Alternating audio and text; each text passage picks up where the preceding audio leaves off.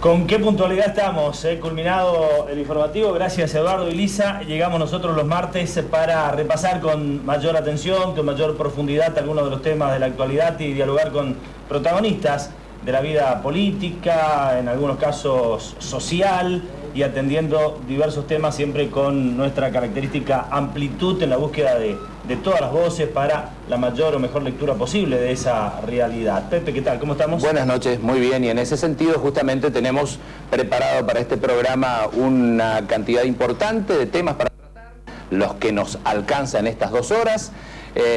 Ya tenemos algunos invitados que están llegando a nuestros estudios. Estamos atentos a lo que está ocurriendo en Aristóbulo del Valle, en el Consejo Deliberante de la ciudad de Aristóbulo del Valle, la ciudad del gobernador. Estamos atentos a lo que está ocurriendo ahí en este momento. Están deliberando los concejales de esa ciudad porque están tratando el tema también nuevamente preocupante de nada menos ni nada más que el presidente del Consejo Deliberante, que supuestamente ha atacado de alguna manera a través de algunos mensajes de texto a un periodista. Ahí está la gente del FOPREMI, como siempre, nunca falta la gente del FOPREMI cuando defender al periodismo, defender a los colegas se trata. Sí, particularmente defender la libertad de expresión. Así es. Y la libertad de prensa, que son derechos de toda la ciudadanía. Nunca esa libertad de prensa, como lo sostenemos reiteradamente, pero vale, se consideraba como un privilegio para el periodismo, sino como un derecho de la ciudadanía a estar bien informados por una prensa que pueda trabajar sin ningún tipo de presiones y menos amenazas como las que ha sufrido un colega allí, y nada menos que por parte del presidente del Consejo Deliberante. Bueno, vamos a tener las últimas novedades desde allí y testimonios de los colegas que están en el lugar, entre ellos Ricardo Arruga, el presidente del FOPREMI, que se llegó hasta la sesión del Consejo Deliberante de Aristóbulo del Valle. Para redondear, nos comentaban recién los colegas presentes en Aristóbulo del Valle, una movida importante por parte de los vecinos. Estuvo presente la madre también del periodista Polesnik, ¿es así? Polasinski, perdón. La madre del periodista agredido. Mucha gente, y parece que tuvo mucho que ver también la presencia del presidente del FOPREMI, que se dirigió a los presentes, que tuvo oportunidad de dirigirse al cuerpo deliberativo de esa ciudad, y parece ser que ahora han tomado la decisión de conformar una comisión investigadora, que es esto lo que se pedía a través justamente de esta nota que llegó hoy puntualmente en el Consejo Deliberante por parte del FOPREMI y del Círculo de Periodistas Ignacio Escurra de la ciudad de Oberá. Bueno, ese será uno de los temas. Por otra parte, y con la continuidad periodística que nos caracteriza también, además de la amplitud, del intentar escuchar todas las voces, ustedes saben que hay temas que aquí tienen continuidad, para que no queden aisladamente, para que no se olviden. Bueno, difícil hacerlo en este caso con el caso María Obando, que tuvo aquella entrevista exclusiva que le hicimos a María en el penal de Lanús. Después la presencia aquí de un funcionario del Ministerio de Derechos Humanos sobre los interrogantes que habría el caso. Luego la entrevista muy profunda con el doctor Eduardo Paredes, este reconocido abogado que ahora encabeza la defensa de María Obando en el juicio oral que comenzó ayer en El Dorado, y del que vamos a tener a una especialista esta noche en nuestros estudios analizando lo que ha dejado estas 2 primeras jornadas del juicio, en el que se han escuchado varios testimoniales que se estarían completando en el día de mañana. Así es, se trata de la doctora Irene Massimino. Ella es veedora en caso Obando por la Asociación Civil Pensamiento Penal. Ella es una joven abogada argentina que volvió hace un año en la República Argentina, trabajó fuertemente sobre estos temas y se especializó en derechos humanos en Londres, así que estará en el foro esta noche charlando con nosotros y dándonos a conocer su experiencia, nos decía recién, muy notable, y bueno, su punto de vista acerca de este juicio oral y público que comenzó el día de ayer. Y vale destacar también que ya está detrás de cámara el doctor Ricardo Barrios Arrechea, ex gobernador de esta provincia cuando recuperábamos la democracia de 1983 a 1987. Precisamente se están conmemorando, pasó recientemente el 29 aniversario de las elecciones, y ya en diciembre venidero se cumple precisamente ese aniversario del gobierno democrático, que reabría un periodo muy llamativo de la historia argentina, de 29 años de continuidad de gobiernos democráticos. Vamos a analizar aquellos comienzos, lo que sigue, la preocupación respecto a las instituciones, al mejoramiento de las instituciones de la democracia, que recientemente lo planteaba el doctor Barrios Arrechea en una charla que precisamente se brindó con motivo de este aniversario en la Facultad de Humanidades. Bueno, repasando algunas cuestiones de la actualidad política provincial y nacional, hay también versiones periodísticas que hablan de alguna candidatura del doctor Barrios Arrechea próximamente por la Unión Cívica Radical, que en ese contexto también aprovecharemos para consultar, por supuesto. Bueno, también hemos invitado a la señora intendente de la localidad de Santana, Mabel Pessoa, va a estar con nosotros analizando la situación de su ciudad, algún tiempo después de ya poner en marcha la Cruz de Santana, qué le dejó, si sirvió, si no sirvió, si ese movimiento turístico que se pretende impulsar ha sido importante para la localidad que ella conduce, creo que ya desde su segunda gestión, ¿no? Segundo mandato, sí, de Mabel Pessoa, reelecta el año pasado. Bueno, un contraste entre una inversión millonaria para el desarrollo turístico, que es una de las aristas de este gobierno provincial, y necesidades básicas insatisfechas que por allí muestra el municipio de Santa Ana. De eso vamos a hablar con Mabel Pessoa esta noche. Bueno, y también vamos a tratar temas que tienen que ver con las elecciones, tema con los docentes, elecciones del Consejo General de Educación. Consejo General de Educación y juntas de clasificación y disciplina, la representación docente que elige a sus representantes el próximo 29 del corriente, es de las últimas elecciones que hay en este año, y siempre hay con pujas políticas de por medio, alguna diferencia entre los sectores opositores que van divididos, como quedó expresado en nuestro mismo programa con la gente del Frente Gremial Docente y del Movimiento Pedagógico de Liberación recientemente, y por otro lado está la lista que de alguna manera conduce el gremio oficialista, la UDPM, para estas elecciones, y precisamente Arnaldo Izzi, candidato vocal del Consejo General de Educaciones, va a estar con nosotros esta noche. Denominado el Fretemis. La lista del Fretemis, exactamente. Los temas entonces que tendremos, por supuesto atentos a algunas novedades entonces, y ya venimos con el doctor Ricardo Barrios Arrechea. Pausa, ya volvemos.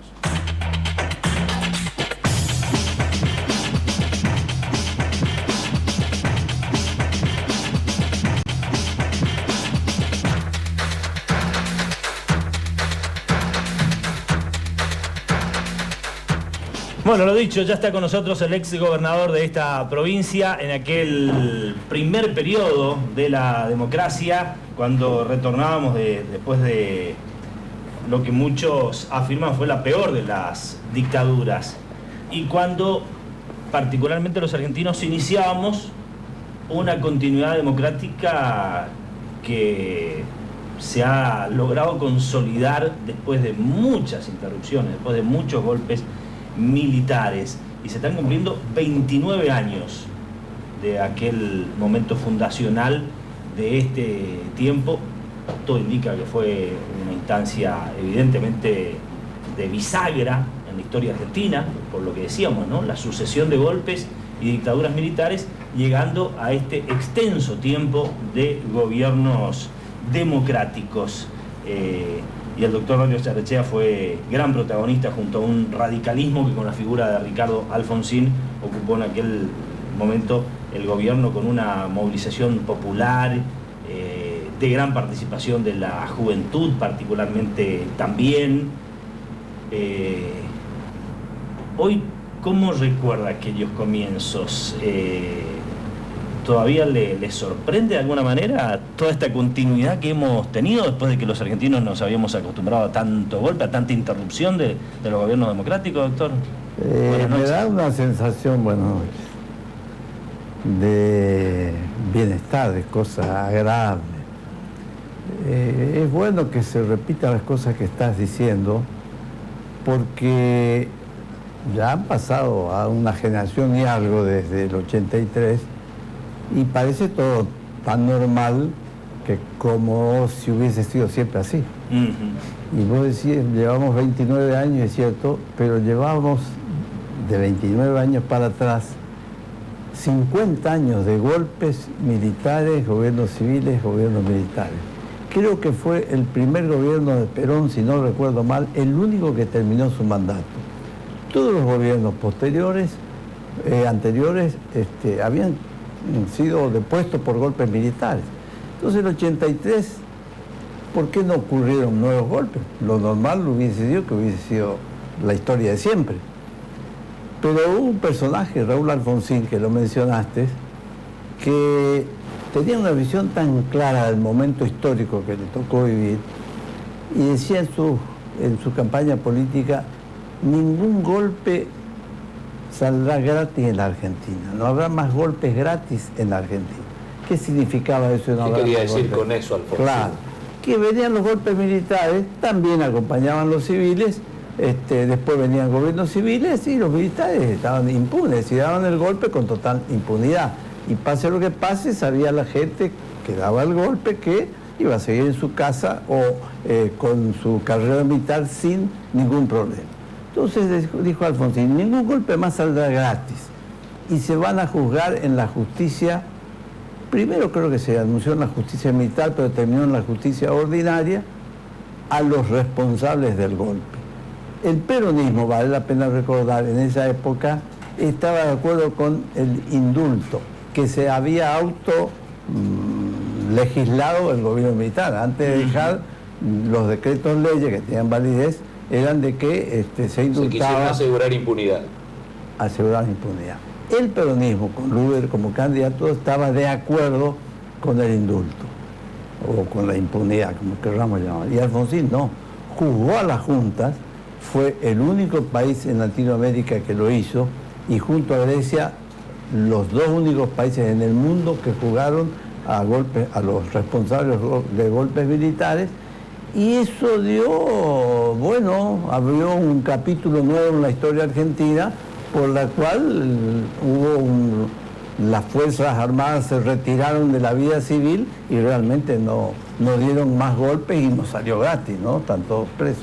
Recuerdo aquel tiempo que surgió toda una investigación de las consecuencias de la dictadura, titulado y quedó editorializado, ¿no?, en el libro del Nunca Más. Nunca Más. Y finalmente se consiguió ese Nunca Más. Ese Nunca Más. Y parecía utopía. Tuvo una fuerza muy importante porque no fue hecho políticamente, fue hecho objetivamente y se rescató una historia desgraciada en el país que sirvió de base para que nunca más volviera a ocurrir. Pero si no se hubiese jugado a la Junta, esos intentos de golpes que hubieron 3 o 4 oportunidades en el gobierno de Alfonsín, hubiesen tenido éxito seguro. Ahora, evidentemente la sociedad tuvo mucho que ver también en ese sostenimiento. Yo estuve cuando Semana Santa en el balcón, cuando aquel famoso dicho de Alfonsín: la casa está en orden, que después vino obediencia de vida y demás. Así que participé muy de cerca y estaba ahí en ese momento pensando, volvemos a la vieja historia o cómo sigue la película. La habilidad política de Alfonsín cediendo terreno, que fue mucho más importante ceder buena parte para no perder el todo. Pero después vinieron los últimos... Con un fuerte respaldo de la sociedad que salió a la calle. Salió a la calle, claro. Fue conmovedor, y en las puertas de Campo de Mayo estaba la gente vivando la democracia. Si no, un hombre solo, imposible de tener un golpe. Yo me acuerdo que Alfonsín una vez me dijo: yo a veces duermo y me sobresalto a la noche, me despierto cuando me vienen a llevar. Que era la historia vieja de todos los golpes anteriores. Y eso se fue superando, ¿no? A pesar de que tuvimos momentos muy difíciles, a Alfonsín mismo le costó el final del gobierno, tuvo que entregar anticipadamente el poder, después también pasó... Pero no entregó la democracia, que exacto, era lo vital para Alfonsín. Tal cual. Tenía una conciencia muy clara, claro. Es decir, el gobierno era importante. Lamentablemente tuvo un buen periodo de comienzo y un mal final, digamos. Pero el final de la democracia sobrevivió, y hoy podemos conversar, y hoy hablabas de la libertad de prensa, y esto no podría ocurrir en un gobierno militar. La verdad que a pesar de que Alfonsín terminó con muchos problemas su gobierno y debió anticipar la entrega, como usted dice, la historia después le fue ganando un reconocimiento muy significativo, superior inclusive al de otros presidentes que pudieron terminar mandatos y ser reelectos, ¿no? Sí, y como la lectura de yo creo que historia más que la historia es la sociedad. Los libros de historia van a venir después, van a ser mucho más reconocidos porque hay que mirar la película completa. Ahora se miró lo de Alfonsín, la sociedad lo revalorizó por su honestidad sobre todo, salió antes pero con los bolsillos limpios, y por su fuerza de voluntad y su coraje de enfrentar los intentos de golpe y de terminar los mandatos y suceder como no había sucedido antes por otro gobierno civil. Más allá de esta actitud democrática muy reconocible de Ricardo Alfonsín, luego también la llegada al gobierno de un radical con un resultado que todos ya sabemos. ¿Cómo observa, qué ve hoy de la Unión Cívica Radical versión 2012? Veo un partido que ha perdido razón de ser dentro de la sociedad. La sociedad no ve al radicalismo como una fuerza política con posibilidad de gobierno. Veo una dirigencia que se mira mucho el ombligo, que mucho mira para adentro y poco para afuera. Creo que no está a la altura de los acontecimientos, pero el radicalismo sigue siendo una cantera democrática de valor para las instituciones y para el individuo que no debe perderse. Acá hay dos partidos básicos. Uno es el peronismo, con todas sus virtudes y con sus enormes defectos, y el radicalismo igualmente, podemos juzgarlo de la misma manera, pero los dos son necesarios. Uno por lo social y otro por lo que significa para las instituciones, para la honestidad en la tarea de gobierno, en la ética de gobierno, y la sociedad argentina necesita de estos dos factores, peronismo y radicalismo. Casualmente en la provincia de Misiones, tanto el peronismo o el justicialismo como partido y el radicalismo como partido vienen teniendo un protagonismo muy grande en los últimos tiempos, ¿no? O vienen atravesando serias crisis, ¿no? Sí. Que han facilitado que hoy los haya dos perdieron a sufrir una sangría importante de dirigentes que fueron a parar a la Renovación. Sí, de los dos partidos, digamos, se formó la Renovación. Se formó la Renovación, que yo creo que es un accidente histórico, pero que no tiene una proyección a futuro. ¿No? No. A pesar de esta no puede tener solidez con la que viene electoralmente hasta ahora. Mira, la solidez tiene mucho que ver con la ley de lema. La solidez es la ley de lema y la caja. Con ley de lema y caja cualquiera agarra él. Meten 2, 5, 10, 150 candidatos a intendente en la ciudad de Posadas, en una de las anteriores elecciones. Entonces, porque tienen caja para poder solventar tantos candidatos. Entonces, la ciudadanía, termina optando, elige a uno y su voto se lo llevan a otro. Es un disparate la ley de lema, es lo más antidemocrático. Pero la herramienta que tiene junto a la caja para gobernar la Renovación. Claro, ahora... si la Renovación fuese lo suficientemente macho políticamente hablando, separaría las elecciones de intendente de las elecciones de gobernador, y le aseguro que no saca el 73 ni lejos. Ahora, doctor Barrios Arrechea, por un lado está el análisis de la Renovación, ¿no? Y por el otro, que también termina beneficiando al oficialismo, las alternativas políticas aparecen muy debilitadas. Muy debilitadas. Uno lo observa en esta manifestación del 8N, que la gente sale a la calle, pero eso no está canalizado hacia ningún tipo de orientación. Yo diría que si uno hila un poco más fino, ¿cuál es el partido político que ha sobrevivido a todo este último tiempo? Porque no lo ha hecho el justicialismo, no lo ha hecho el radicalismo.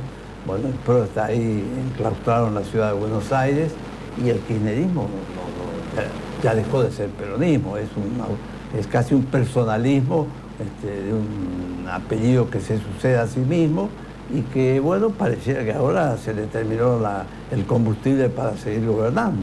Entonces la película empieza de nuevo, en la nación y en las provincias. ¿Y qué es lo que se viene? A su criterio. Desde su óptica. Con su experiencia. No, creo que se termina un ciclo. Esto del 8N es un reclamo de buena parte de la sociedad de gobernantes que respeten más a las instituciones, que respeten más a las personas, que no hagan tanto populismo de circunstancias, que gasten mejor la plata, que haya menos corrupción, más seguridad, y bueno, los reclamos que sabemos todos que existen, pero no se montó en la plataforma ni el peronismo, ni el radicalismo, ni el kirchnerismo. Y ha sido, creo que la manifestación desde aquella época del 83, que me tocó vivir ahí en el Obelisco, por lo que vi en las fotos, fenomenal. Muy importante.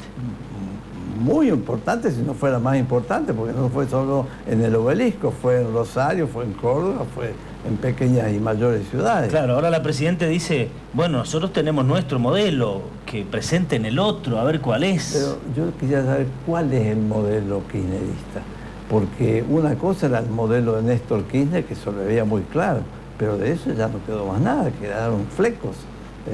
Aquel comienzo tan exitoso económicamente de los superávit externos, superávit internos, el reacomodamiento de la deuda y demás. Bueno, hoy estamos a déficit limpio, están pelando el Banco Nación, pelando el ANSES, malgastando el dinero en mantener un electorado a costa del desarrollo económico del país. Se perdió una oportunidad, creo yo, de hacer un desarrollo sustentable. Te doy un ejemplo. Cuando lo de La Baña, Néstor Kirchner fue muy bueno. Reconozcamos que ha sido así y en buena hora. Pero hay que tener también mucha suerte para tener 100 millones de toneladas de granos a 500, 600 dólares. Cuando había 50 o 40 millones en la época de Alfonsín, a 150, 180 dólares.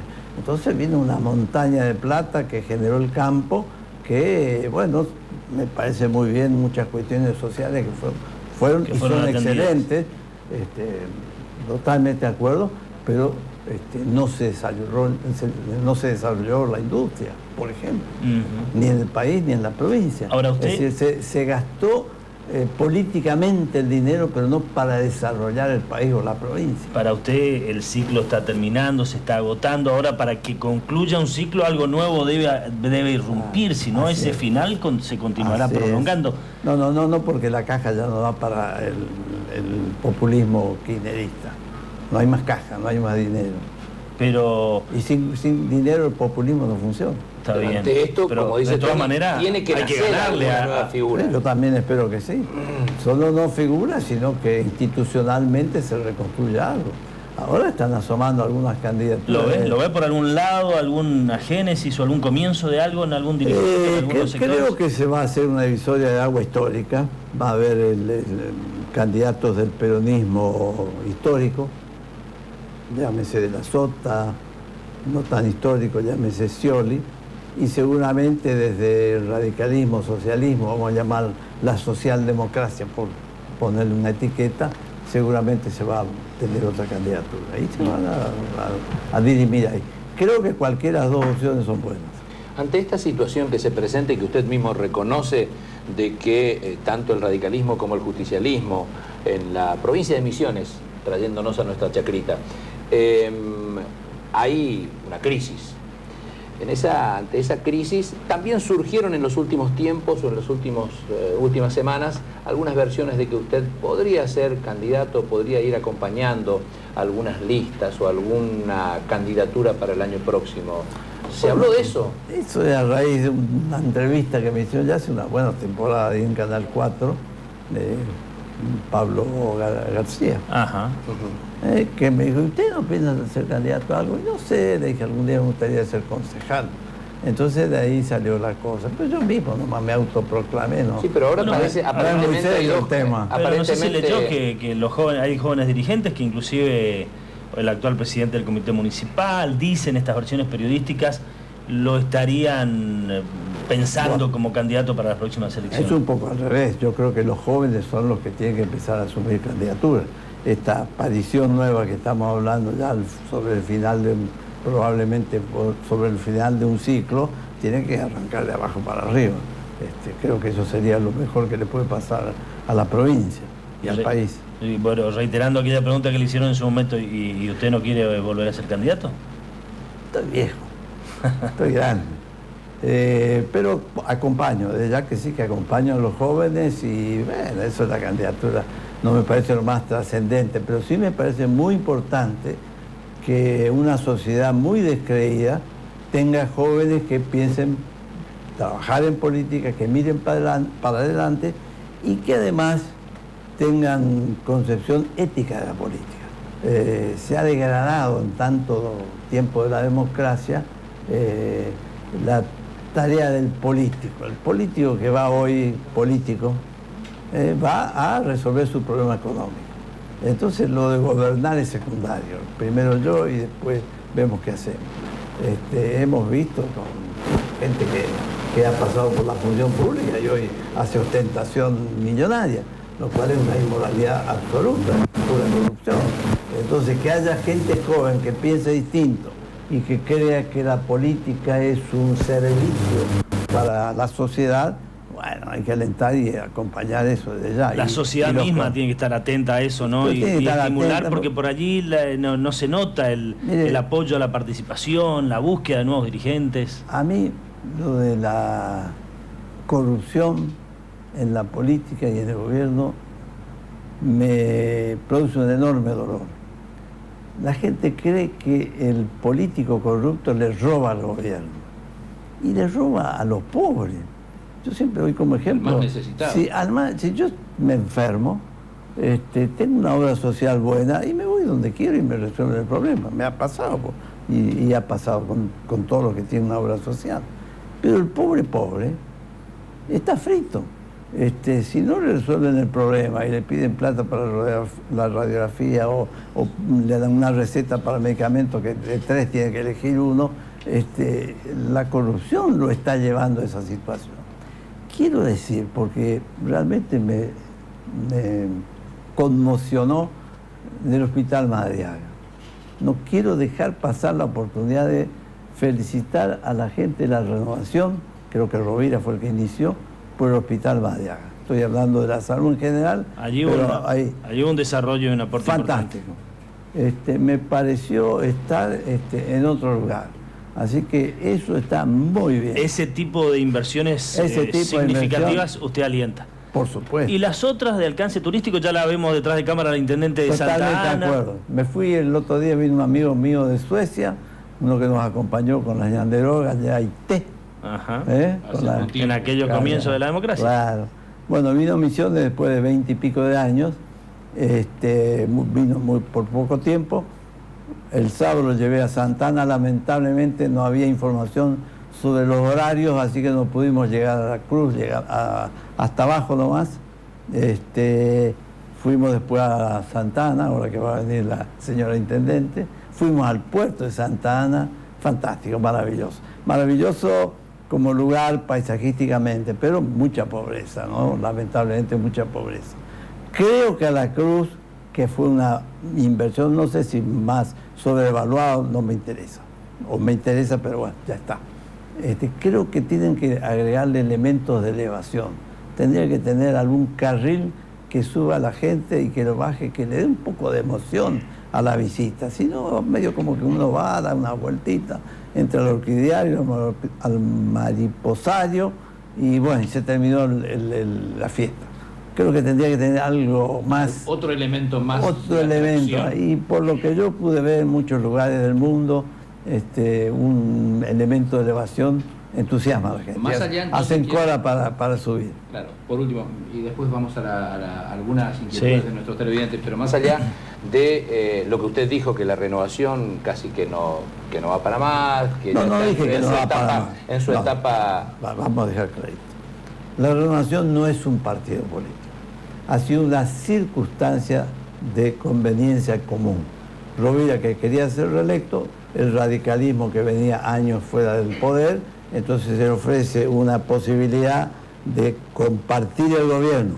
En ese momento al gobernador que estaba anotado, que era Ramón Puerta, y la gente se fue. Claro. Y votó por la renovación en contra de Puerta, seamos honestos, eso sucedió. Después de la renovación, hace una estrategia de poder, se hace de una montaña de plata, la utiliza muy bien políticamente y está sobreviviendo. Pero desde mi punto de vista, habiendo pasado por el gobierno y dedicado una vida casi entera a la política, es caja y poder. No tiene una estrategia de desarrollo de la provincia. Salvo el turismo, que lo podemos justamente eso que es un eje, no hay nada. Tenemos la misma economía de hace 30 años y somos el doble de la población.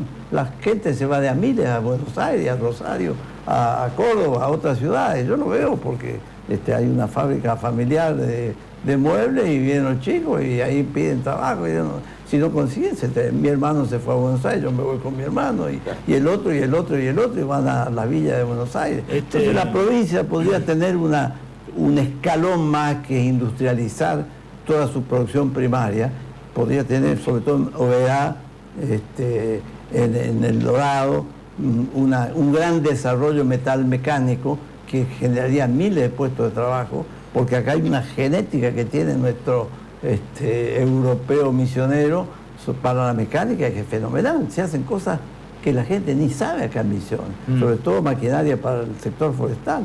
Tendríamos que tener valor agregado en el sector forestal, que no tenemos, seguimos haciendo tablas. ¿Saben cuántos trabajan en muebles en Misiones?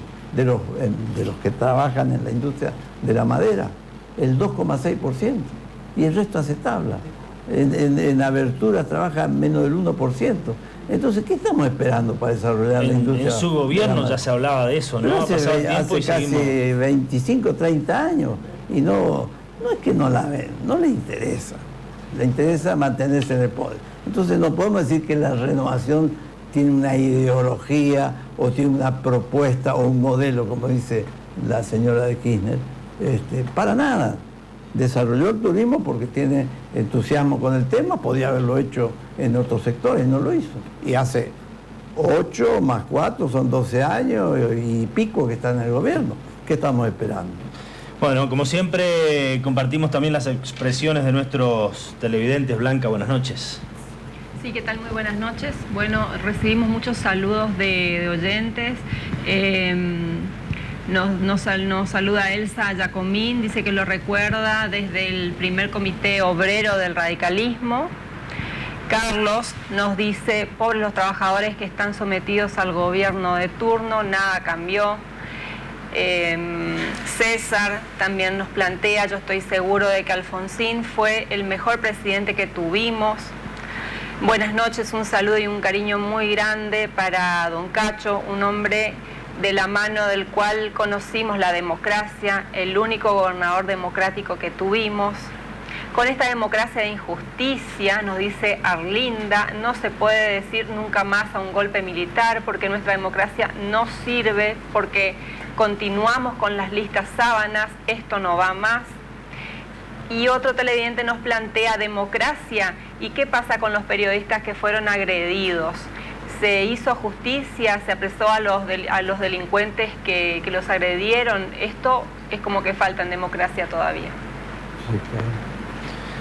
Bueno, usted en esa reciente charla en la Facultad de Humanidades, donde se recordó los 29 años del triunfo electoral del radicalismo, hacía referencia a que los hombres pasan y las instituciones quedan y que hay que pensar en esto y solidificarlas. Si bien tenemos la continuidad de las instituciones, ¿no?, como primer paso, ¿qué más nos falta? ¿Por dónde seguir trabajando esta idea? Nos falta que las instituciones tengan vigencia real, que no sean una etiqueta, un sello. Acá la justicia en la Argentina en general es una justicia adicta al gobierno, es un apéndice del gobierno. Mira lo que está pasando en Brasil, cómo está actuando la justicia brasilera. Le metió 40 años a un empresario de cárcel, a un empresario amigo del gobierno, eso que tenemos acá, a varias docenas.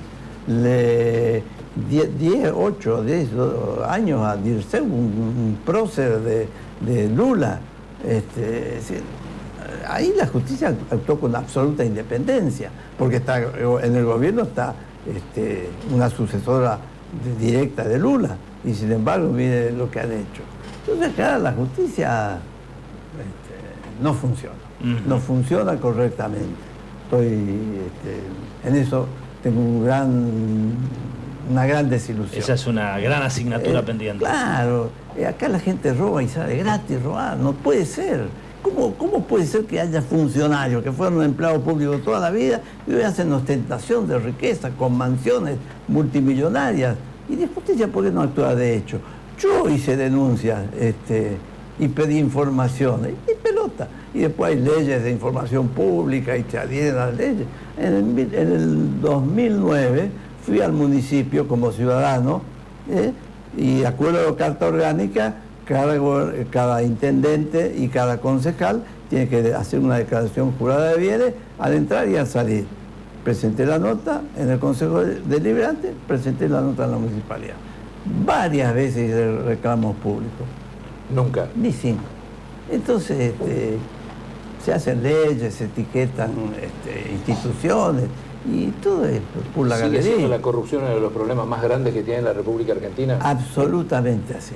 En el ranking de países corruptos estamos cabeza a cabeza con países que ni existen porque viven de la corrupción, pero ya así le va a los pueblos, ¿no? Entonces, hoy hay, y después también la seguridad jurídica, que la gente cree que eso es una entelequia que le significa importancia para, no sé, para multinacionales. Claro. La seguridad jurídica es fundamental. Bosnia vino a la Argentina, la papelera sueca finlandesa, y le pidieron una cometa fenomenal, ahí lo dijeron públicamente, lo dijo el gerente, en Entre Ríos, que tenía una ley de promoción de instalaciones de papelera y celulósica. Se fue al Uruguay. Bueno, da miles de puestos de trabajo y no contamina, porque ni los suecos ni los finlandeses son irrespetuosos del medio ambiente, al contrario, Finlandia es el número 1 en respeto al medio ambiente. Así que todos estos cuentos contaminan para justificar que los corrieron con la coima. Entonces, ¿quién va a venir a Argentina si le cambian las reglas de juego a cada rato? O sea, doctor Barrios Arrechea, si no hay inversión, no hay trabajo. Entonces cada vez más planes sociales, cada vez menos gente que trabaja o más presión sobre los que trabajan. Bueno, eso tiene un límite. Si se sigue apretando y exprimiendo y el resto tomando mate en su casa, es pobre Argentina y pobre sociedad. O sea que si bien disfrutamos, y usted decía, del placer que le representa tener estos 29 años de democracia, hay mucha asignatura pendiente todavía, ¿no? Se ha ido degradando la democracia, y eso es malo. Entonces la gente hoy salió a la calle, reaccionó, es decir, la reacción fue buenísima, fue muy buena, fue un síntoma. Vamos a ver si ese síntoma se traslada a las urnas y si la oposición asume el papel que le corresponde y si el oficialismo pone la oreja y toma las notas de lo que hay que hacer para que la gente, sea satisfecha en sus reclamos. No puede negarse de que uno se baje del auto y le peguen un tiro para robar el auto, y como si el asesinato fuese la cosa diaria. De alguna manera eso tiene que ver con la justicia también, evidentemente. Pero claro, y con la corrupción policial. Sin duda. La verdad que un gusto, doctor Barrios Arrechea. Pero no quiero dejar una sensación de negativismo, ni mucho de pesimismo. ¿Es optimista a pesar de todo este contexto? Absolutamente soy optimista, porque siempre llega el momento en que la gente reacciona. Mientras el bolsillo va bien, más o menos las cosas van yendo. Pero cuando empiezan a funcionar las cosas, que se pasan los límites, la sociedad reacciona. Y ese es la gran reserva que tenemos. ¿Y esta es la oportunidad en que la sociedad tiene que reaccionar porque se superaron los límites? Sí, señor, sí. Ya lo ha hecho. Lo está haciendo. Lo está haciendo. Gracias, doctor. Como siempre, muy amable. Muchas gracias. Bueno, gracias a ustedes, muy amable a ustedes. El ex gobernador de nuestra provincia en aquel primer periodo de la democracia, de lo que estamos cumpliendo 29 años. Se cumplieron 29 del triunfo electoral de aquel radicalismo de Alfonsín y Barrios Arrechea en nuestra provincia. En el próximo mes, 29 años del inicio de aquel primer gobierno y esta continuidad tan importante que hemos logrado los argentinos, que no es un dato, como decíamos al principio del doctor Barrios Arrechea, y él lo subrayaba también, no es un dato menor.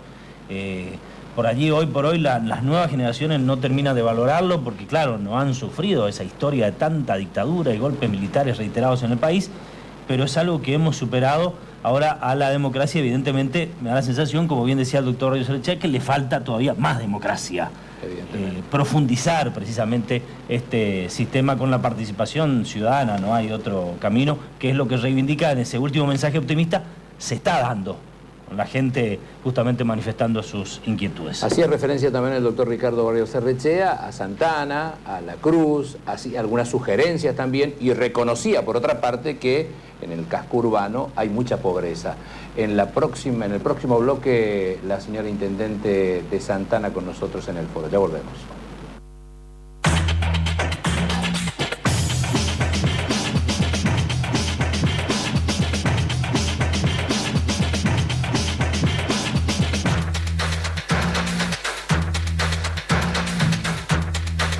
Bueno, Mabel Pessoa es la intendente de Santa Ana por un segundo periodo consecutivo ya. Está cumpliendo este primer año de su segunda gestión en un histórico pueblo de nuestra provincia, ¿no? Que ya ha atravesado los 100 años de vida y después de tiempos de cierto estancamiento, uno hoy ya lo ve también como tantos otros pueblos de la provincia con los beneficios de cierto mejoramiento de la economía en los últimos años. Aunque el doctor Barrios Arrechea recién decía que empezamos a notar el fin de un ciclo. Seguramente Mabel en ese sentido... Tengo mi propia opinión. Piensa de otra manera. Sí, bueno, primero digo que este es mi tercer mandato. Sí, yo he asumido el 2003 y este ingreso, este primer año de mi tercer mandato. Y con respecto a lo que decía, yo escuchaba muy atentamente lo que decía el doctor, ¿no? Y tengo una reflexión como para compartir con ustedes, sí, ¿no? En este sentido, como para esto. hablar, o sea, en el caso de las mujeres en política y las mujeres en función de gobierno, en toma de decisión, como puede ser en un pueblo, que somos las menos, ¿no? Estamos hablando de 6 mujeres en una provincia, realmente de una característica interesante en cuanto al machismo, es importante, ha sido muy difícil. Las limitaciones claro, de género, ¿no? Tenemos el 30% de cupo, pero en la realidad, en la práctica, esto no se ve precisamente en los cargos de toma de decisión, aquellos que la mujer es cabeza, ¿no es cierto?, realmente en la formación y sobre todo en la conducción de las comunidades. Por eso digo, en un 30% nosotros no llegamos al 10% mujeres intendentas en la provincia de Misiones. En ese sentido yo quiero decir algo que decía el general: la única verdad es la realidad. Acá los dirigentes no podemos decir que la gente está equivocada. O sea, la gente ha tomado una posición con respecto a la renovación y lo ha demostrado, pero contundentemente a la hora de votar. O sea, cuando el político dice los otros políticos hicieron mal y la gente se confundió, la gente nunca se confunde. La gente sabe votar. Nuestro pueblo sabe votar. Claro, el doctor Barrios Arrechea dice que esos éxitos electorales dependen de la ley de lemas y de la caja. La gente conoce la ley de lemas, sabe cómo funciona, y cuando ha querido desplazar a dirigentes, y hablamos de los que estamos en los pueblos, que somos los que continuamente tenemos, ¿no es cierto?, la pulseada directa con la necesidad, porque es el gobierno cerca de la gente, todos los municipios, y donde yo siempre digo, a nivel provincial y nacional, cada vez son más específicos los espacios. O sea, un ministerio tiene direcciones, tiene departamentos, a su vez tiene otros programas, y nosotros somos las mismas personas para todos los ministerios, para todas las acciones y para todos los tipos de obras. O sea, el gobierno municipal realmente es el gobierno al lado de la gente, el gobierno presente. Y ahí donde uno nota que la gente, cuando quiere desplazar a un intendente, lo hace. Ahí no hay, o sea, no hay confusión, porque en los pueblos, más los pueblos de Misiones, o sea, en nuestras ciudades que no son tan grandes, nos conocemos todos, o sea, la gente conoce a sus dirigentes. Entonces yo confío en la gente, y confío también en esto de que la gente, y cuando uno habla de democracia, tiene que hablar de participación. Si la gente no participa, jamás vamos a tener una democracia real, y eso no es una función solamente del político, es una función del ciudadano, de la sociedad, formar dirigentes para que tomen la posta.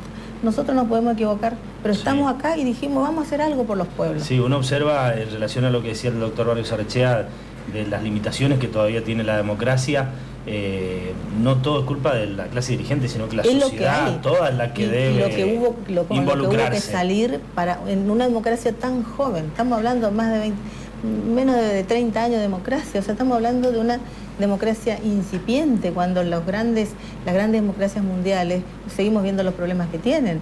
Entonces nosotros somos jóvenes en esto y hay que alentar, no hay que darle miedo. O sea, cuando uno habla de corrupción, y yo creo que la corrupción está en todas las instituciones del tipo que sea, y no tiene que ver con el político, tiene que ver con cómo hemos formado a nuestros hijos en torno al sálvese quien pueda.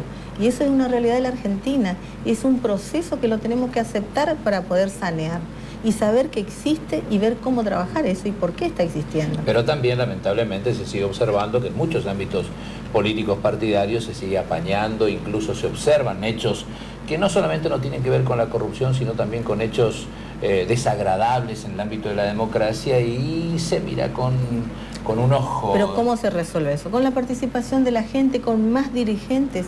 Se sanea con otros dirigentes que se comprometan con la gente. Porque si no caemos siempre en el mismo espacio, ¿no es cierto? Que es lo que yo digo. Hay una sociedad que quiere producir el cambio, pero tiene que formar sus dirigentes. Falta más gente participando en la política. Cuando yo salí a hacer mi primer campaña y mantuve el mismo eslogan, cuando la gente dice, estoy cansada de los que roban, y yo digo, usted es honesto, involúcrese. La democracia necesita de los honestos, del conocimiento, del amor a la gente, si no nos vamos a transformar jamás, porque se transforma desde adentro, porque hay leyes para transformar. No viene alguien, yo voy a hacer un piquete, pues no tengo eso son acciones ad hoc. La transformación es desde una ley, desde ejecutar una ley, ponerla en funciones y instalarla en una sociedad. Ahora, indudablemente este gobierno, tanto el nacional con Néstor Kirchner, Cristina Kirchner ahora, al que la renovación, con el que la renovación ha estado muy cerca, y la renovación acá en nuestra provincia, han logrado ser exitosos electoralmente hablando en principio, más allá de otras discusiones más profundas, pero innegable que electoralmente ha sido muy exitoso. Ahora, también es un riesgo caer en el exitismo y desde ese exitismo ver que todo está bien cuando hay sectores de la sociedad, inclusive reivindicaba Barrios Arrechea estas manifestaciones del 8N, que están llamando la atención, que están diciendo, entre otras cosas, hay mucha inseguridad, la justicia no funciona como corresponde, o hay mucha corrupción también, como decía el doctor Barrios Arrechea. Ese exitismo de la renovación al que le va tan bien electoralmente no es un riesgo de que no se estén viendo problemas como la pobreza, la injusticia, la inseguridad, la falta de desarrollo industrial, la corrupción, que no se terminan de resolver. Para mí, para nada, y lo dice siempre nuestro gobernador, o sea, Mauri lo dice siempre, los problemas existen y se van a ir resolviendo en función también de las herramientas que tiene un gobierno. Un gobierno no es solamente, o sea, que es lo otro que yo siempre digo, es sociedad y su gobierno. Es sociedad y Estado, o sea, Estado que somos todos, o sea, también hace falta el involucramiento de la gente, el poner el ojo, o sea, llamar la atención, como decimos, desde esto, ¿no? Desde la manifestación, y Mauri es uno de los gobernadores que ha salido a ponerle el pecho a las balas cuando hizo falta en los problemas que surgieron, y lo ha hecho el ingeniero Rovira. O sea, nosotros tenemos un gobierno que se ha ocupado de los problemas de la gente, que siguen habiendo, porque venimos de décadas de desidia, como le pasa a mi pueblo, y yo lo escuchaba al doctor cuando dice hay pobreza, y sí, y tenemos muchísimos problemas, y los vamos a seguir teniendo, porque en 8 años no vamos a resolver lo que no se hizo en 100, o sea, es mucho tiempo de nada, para resolverlo en tan poco tiempo, donde falta sobre todo formación de recursos humanos, donde faltan profesionales, donde faltan por ahí lo más importante, que es la cabeza de la gente mirando a un horizonte diferente, porque la pobreza también marca de alguna manera la inercia, ¿no?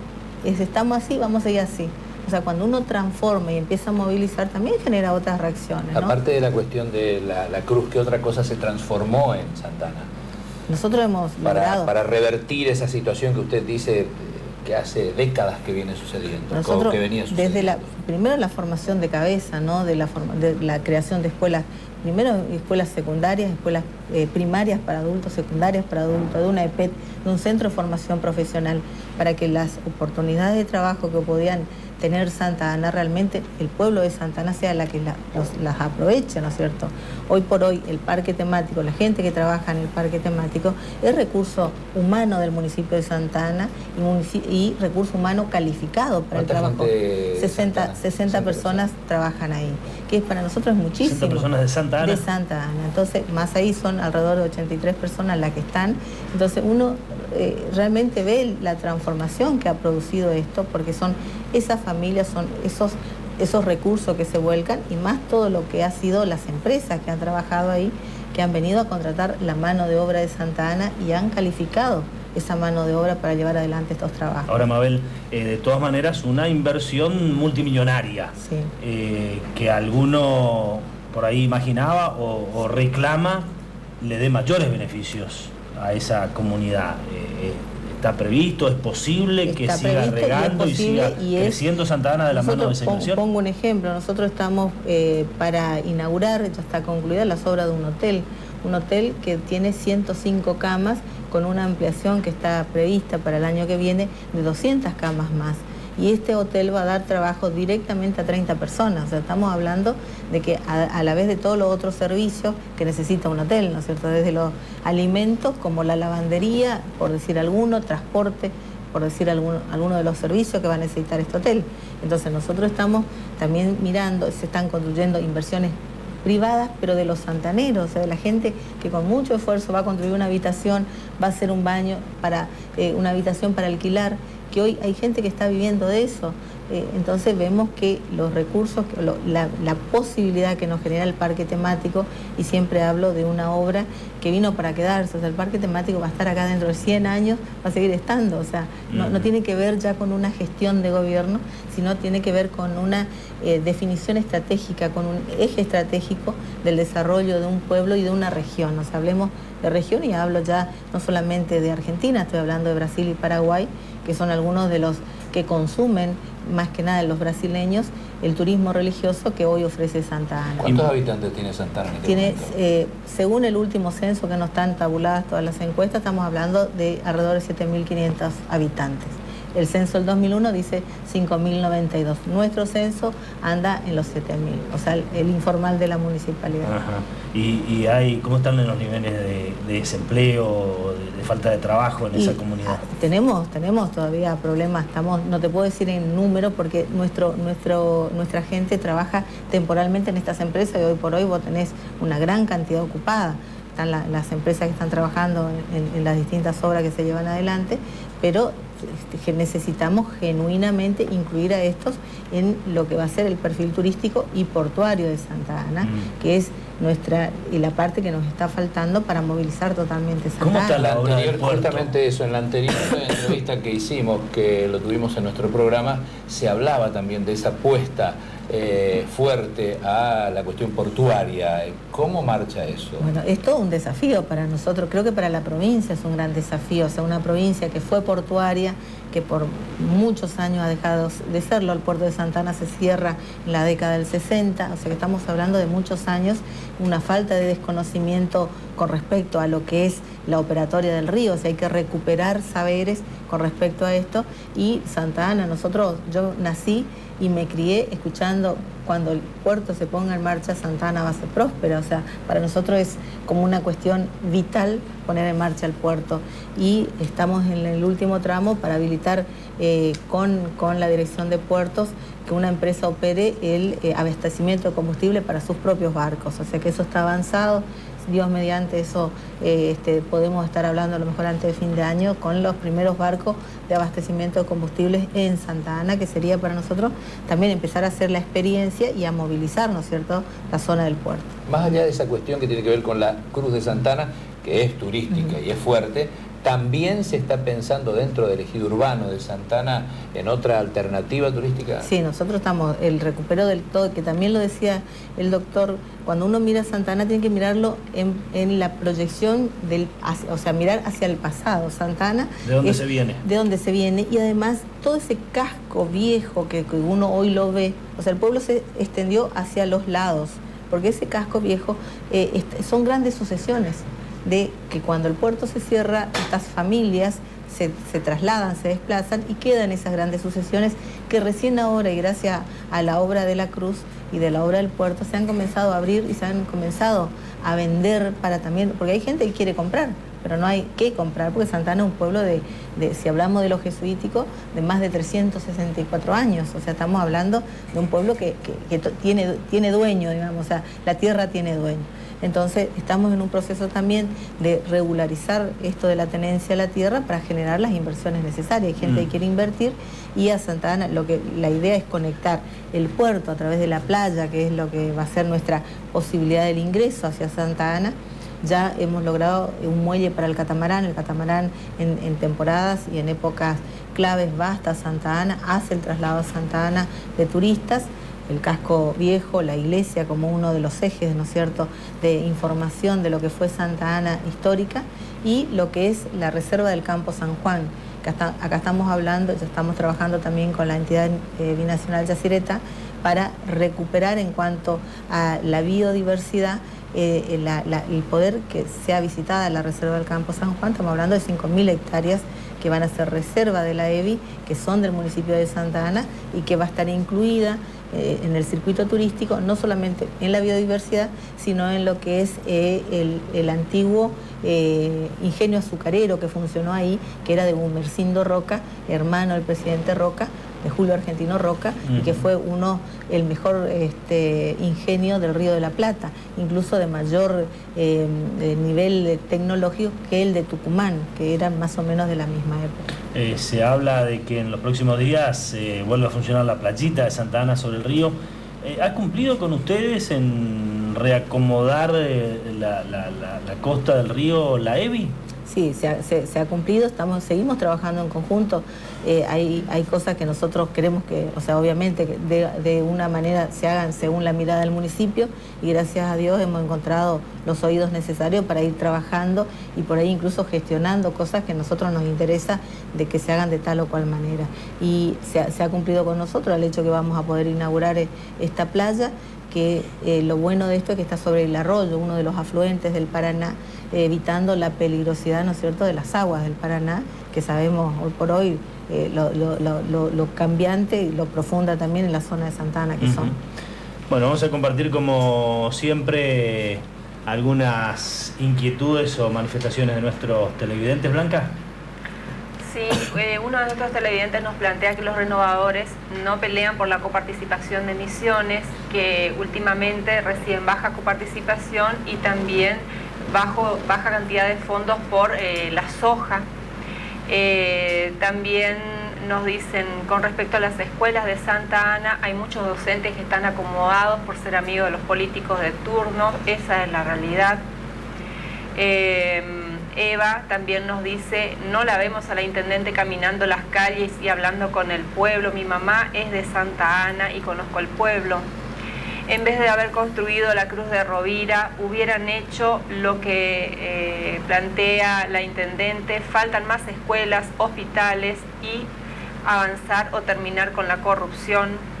Estamos llenos de leishmaniasis, nos plantea otro televidente, porque la municipalidad debería realizar más control y más limpieza en un barrio llamado Martín Chico, donde se concentra la mayor cantidad de pobres del pueblo.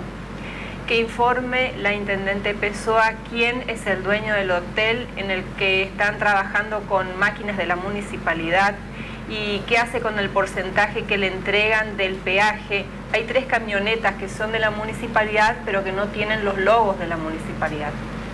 Muchas inquietudes. ¿Por dónde empezamos? Coparticipación soja no es, digamos, responsabilidad de un intendente. ¿El hotel? ¿La colaboración de la municipalidad? Por supuesto, cualquier inversor privado que llegue a Santa Ana y quiera invertir, nosotros vamos a estar ahí con todo lo que tenemos. Es de la familia Civila, una cadena de hoteles de Córdoba, del Nitra de Córdoba. Así que van a estar invitados en la inauguración. Le estamos esperando fecha del gobernador para ya empezó asistir. A funcionar. Ya está funcionando. Está sobre la ruta, muy bonito. El que quiere ir a Santa Ana cuenta con la municipalidad, y lo digo, para que quiera invertir, cuenta con nosotros. Todos los esfuerzos necesarios todas las concesiones que se puedan hacer en función de que vaya, genere recursos y genere fuentes de trabajo para nuestro municipio. No está mal. Leishmaniasis. Alejandro... Leishmaniasis sí. En este momento está Nación trabajando, nosotros tuvimos 3 casos de leishmaniasis que fueron conocidos el año pasado, así que desde ese momento estamos en el programa de zoonosis de la provincia y de la Nación, y donde se hace regularmente un sondeo en todo el municipio para ver el nivel, ¿no es cierto?, está contenida el cerramiento sanitario que se hizo o se avanzó. Para los que este señor que a lo mejor no sabe, el municipio está disponible los informes, el cerramiento funciona, así que estamos tranquilos en ese sentido. Y si hubiesen hecho, como sostiene Alejandro Fidela, en vez de construir esa gran cruz, escuelas, hospitales... ¿Para quién íbamos a hacer escuelas y hospitales si la gente se iba de Santa Ana? O sea, hoy la gente tiene una oportunidad de trabajar, como hablo de estos jóvenes, 60 jóvenes que se quedaron en Santa Ana, o sea, y en eso los que han vuelto a Santa Ana, porque hoy Santa Ana le ofrece una posibilidad, un destino. Ahora, yo no creo que porque 60 jóvenes tienen trabajo en la Cruz, la gente comience a volver a Santa Ana. No, sí, ha comenzado a volver y se lo aseguro, no por los 60 jóvenes. Yo te hablo, si vos mirás la ruta 12, vos ves 3 nuevos restaurantes funcionando que cada uno tiene entre 15 y 20 empleados. Esos proveedores de esos restaurantes son de Santa Ana. La carne que se consume es de Santa Ana, el plan ganadero. Los cerdos que se consumen son nuestros. O sea, estamos hablando de un círculo virtuoso que genera tal cual. Y hay inversiones privadas en las chacras que hoy uno ve, y los invito a recorrer y al que quiera y a ver.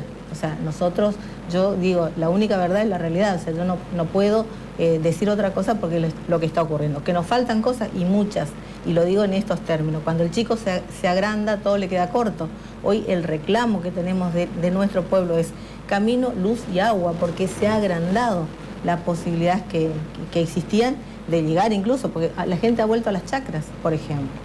Y qué bueno, auspicioso si eso ocurre. ¿Tienen los recursos como para ir atendiendo y respondiendo a esas demandas? No tenemos los recursos en nuestro pueblo, o sea, vamos gestionando los recursos en función de las necesidades que vamos planteando y vamos tratando de dar respuesta. Para contar, hoy en la municipalidad estuvo un inversor privado que está a 1000 metros de la ruta 103 que va a invertir en cabañas y en un centro de recepciones, por ejemplo, ¿no? Entonces, solicita del municipio también máquinas y demás para movimiento de suelo. Así que Dios mediante, el día de mañana ya comienzan los trabajos para apoyar a esta gente para que pueda desarrollar ese emprendimiento en Santa Ana. No deja de creer y trabajar por este hecho de que hoy la pobreza esa que usted dice viene de 100 años, no se va a cambiar en 8, pero no sea una cosa que ya naturalicemos los misioneros como parte de nuestra situación de que una vez por todas dejemos de culparle a los de antes, sino que también nosotros asumamos las responsabilidades que tenemos. Totalmente, y de eso se trata. Nosotros creo que en la gestión de la renovación y en la que soy parte de ese proyecto, una de las responsabilidades que se ha tomado es la de la educación. O sea, nosotros no podemos romper la pobreza si no generamos oportunidades. Y no puede haber oportunidades sin formación. Entonces es como que hay doble discurso también de la gente. Ayudemos al pobre, dice, con la asistencia, pero también dice, es electoralista la asistencia. Entonces yo creo que hay que ayudar hasta que se forme. Una vez que se le dan las herramientas de formación, la gente tiene que empezar a generar la posibilidad de la inclusión laboral, incluso por sí misma, a través de distintos emprendimientos. Una muy cortita de la política, porque decía también el doctor Rorrioso Arrechea que la renovación es una circunstancia, digamos, que no es siquiera un partido político. ¿Cómo lo ve? ¿Cómo ve a la renovación hacia el futuro? Es un partido político, no solamente es un partido político, y sino es algo, como digo, instalado ya en la gente. O sea, los jóvenes, y lo decían ustedes también, el joven de a lo mejor de 18 años, el de 16 que va a votar, no conoce otra cosa.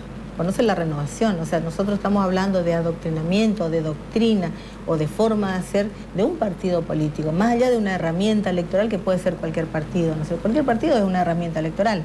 Y también es una realidad porque la gente lo ha reconocido, que es lo diferente con el radicalismo, el peronismo en Misiones o en el país. Esos partidos que uno, como también usted, no puede quedarse diciendo lo de anterior fue lo bueno. La gente los abandonó, por algo los abandonó. La gente hoy avanzó con algo que cree que es nuevo y que le puede servir. ¿Qué le convenció a usted de la renovación para que justamente abandone? Porque usted llegó también como intendente en Santa Ana del PJ. Del PJ. Sigo siendo adoctrinada por el peronismo de alguna manera. ¿Y qué lo llevó a que el abandone? el hecho de ver que los mejores hombres del radicalismo y los mejores hombres del peronismo se habían juntado para decir, vamos a deponerle, vamos a bajar la camiseta y vamos a hacer algo juntos, por la gente, por nuestra gente, porque la pelea intestina, porque llega a ser intestina de una provincia entre radicales y peronistas, no habían conducido al desastre. Entonces eso es lo que a mí me alienta a sumarme y no me arrepiento. O sea, acompañé a Rovira y hoy acompaño a Mauri realmente convencida, soy una convencida que este es el camino. Y quería agregar algo más, que no quiero que se me escape con respecto a la cruz. La cruz de Santa Ana es un espacio de turismo religioso. Entonces hay que también contextualizarla en eso, que cuando se habla de esa subida, estuvo pensada como un espacio de peregrinación. O sea, no es solamente un paseo. Entonces, una cruz que tiene una proclama de lugar santo emitido por el mismo Papa es un elemento demasiado fuerte para una provincia, que hoy por hoy la provincia de Misiones no lo está aprovechando. Entonces yo creo, invito también a la gente que tiene que ver con esto, que tiene que ver con el turismo, que investigue, que indague un poquito, porque nosotros podemos estar ofreciendo turismo religioso al mundo. Bueno, reportaje como el anterior y que uno se entusiasma y quiere seguir, pero ya se nos fueron los tiempos. Gracias. Muy amable. Muchas gracias por venir. Muy amable. Así vamos tratando los temas, como siempre, con todas las voces, intentando profundizar los debates para que nos vayamos enriqueciendo y formando mejores opiniones. En el próximo bloque venimos con el tema María Obando. El caso María Obando, que hoy ha tenido la segunda jornada del juicio oral y público en El Dorado. Con nosotros la doctora Irene Massimino, que es veedora de la Asociación Civil Pensamiento Penal. Ya volvemos.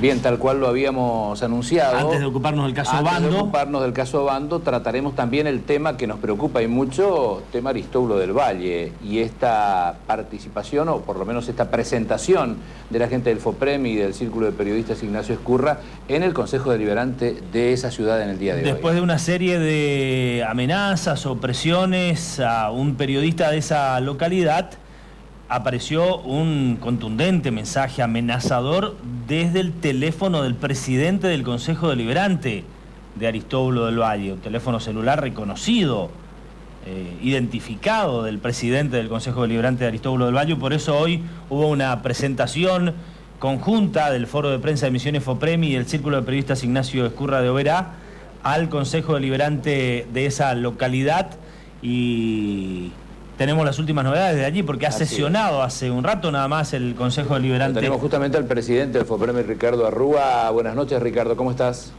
Buenas noches, un gusto estar con ustedes, Raíl. Bueno, ¿qué novedades tenemos respecto de esta presentación que se hizo y qué respuesta tuvo por parte del Honorable Consejo Deliberante de esa ciudad? Bueno, la sesión comenzó con algo que era previsible. El concejal amenazador, diríamos en este caso, pidió licencia por estar enfermarse de golpe, ¿no? Entonces, bueno, era casi un déjà vu a lo que ocurrido en Candelaria, ¿no? Sí.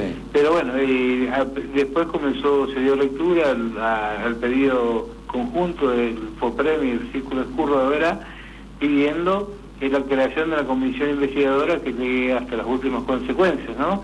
Investigando sobre la conducta antidemocrática, agresiva, de este concejal, el concejal Cochen, el presidente del Consejo Deliberante.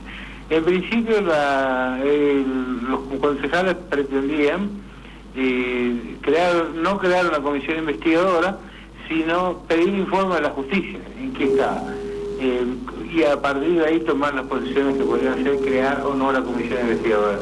Pero bueno, le hicimos ver no solo el foro de prensa de Misiones, sino la gran participación vecinal que hay que destacar, porque muchos vecinos fueron a solidarizarse con el colega, y se le hicimos ver que eran dos cosas que corrían por andariveles totalmente separados, y que de pronto la no creación de la comisión investigadora estaba dando paso a la consagración de la impunidad, que serían cómplices si no lo hacían, si no otorgaban una medida contundente para llegar esclarecer el caso, realmente se estaría en una situación bastante antidemocrática que podría resultarte bastante penoso al municipio, ¿no? Y bueno, lo entendieron, la discusión fue muy larga y finalmente la presidenta del Consejo Deliberante emocionó la creación de la comisión investigadora, que fue aprobada por unanimidad. O sea, se hizo lugar a la petición dada por los... O sea que se logró, Ricardo, el objetivo, lo que se peticionaba en la nota presentada. Sí, en la primera parte, porque bueno, porque no es cuestión de solamente crear una comisión investigadora para que se diluya en el tiempo.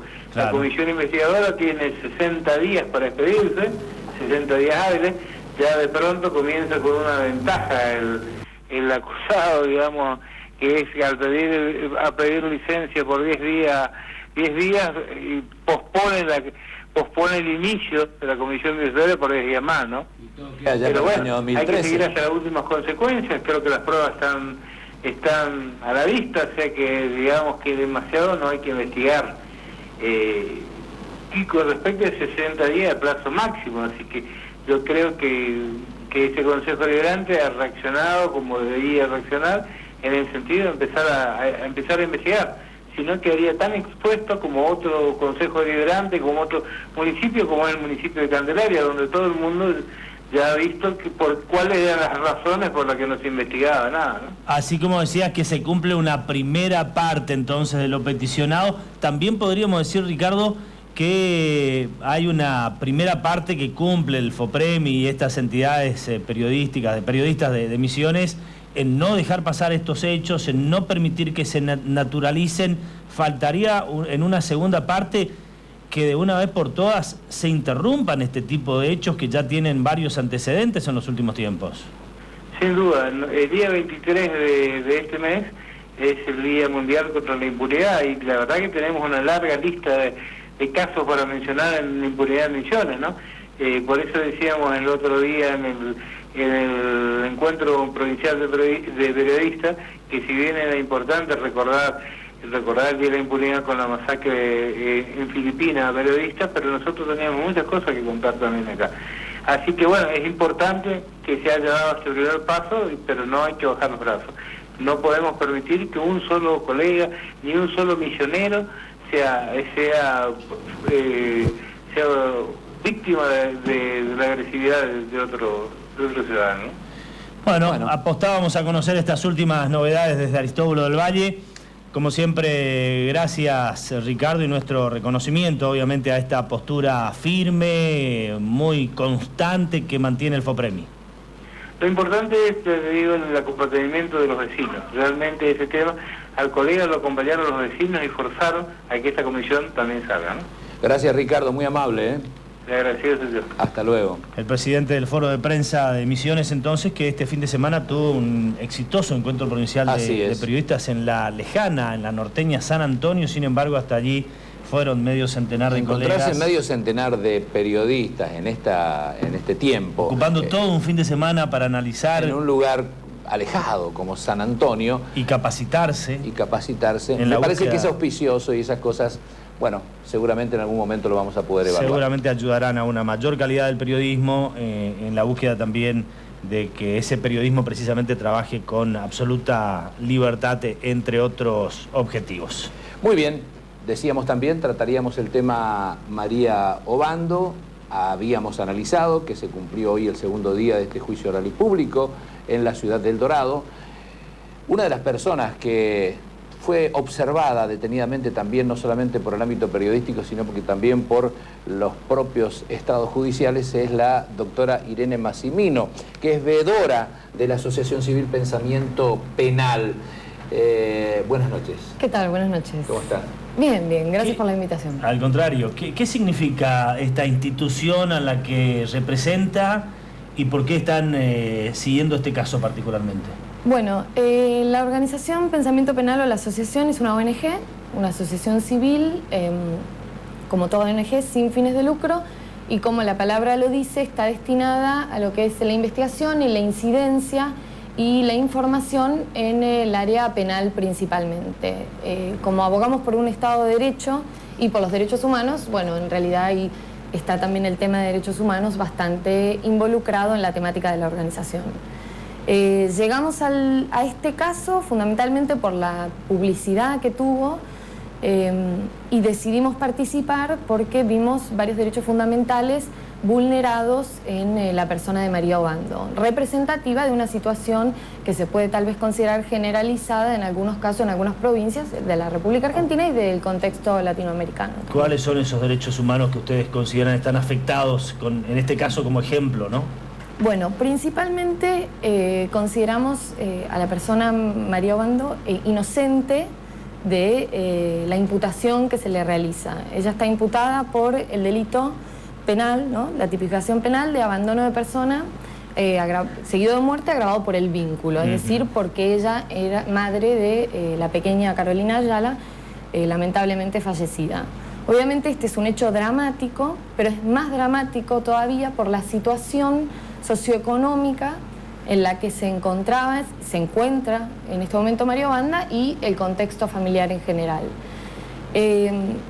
Bueno, como hoy pude conversar un poco anteriormente acá con el periodista, yo le comentaba que para que este tipo penal se constituya, tiene que existir un conocimiento del abandono, de lo que significa o constituye abandono de persona y la intención de abandonar a esa persona. Esto lo hablo para que la gente entienda en palabras simples, ¿no?